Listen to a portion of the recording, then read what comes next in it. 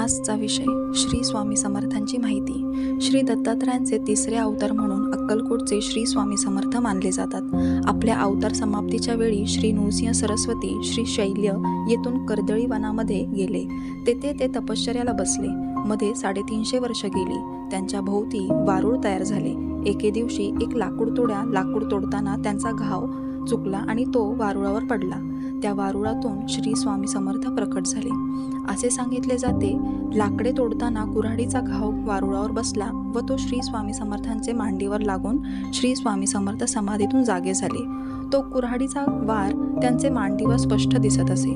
श्री स्वामी समर्थ तेथून श्री काशी क्षेत्री प्रकट झाले। तेथून गंगा काठेने कलकत्ता जगन्नाथपुरी मार्गाने गोदावरी तीरावर आले। प्रथम श्री स्वामी समर्थ मंगळवेढे ग्रामी प्रकट झाले। ते रानात वास्तव्य करीत, क्वचित गावात येत। गावात एक ब्राह्मण कुटुंब होते। ते श्री स्वामी महाराज गावात आले की भोजन देत।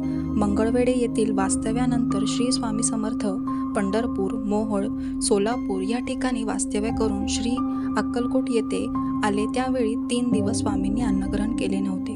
चोळप्पा यांनी स्वामींना आपल्या घरी नेले व त्यांना भोजन दिले। त्यावेळेपासून श्री चोळप्पा स्वामींचे एकनिष्ठ शिष्य झाले।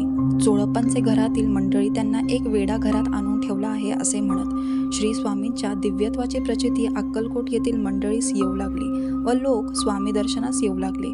राजेसाहेब भोसले यांचीही श्री स्वामींवर दृढ भक्ती झाली। श्री स्वामी समर्थ राजवाड्यात कधी कधी जात व एखादे वेळी त्यांच्या राजवाड्यातच 4-4 दिवस मुक्काम असे।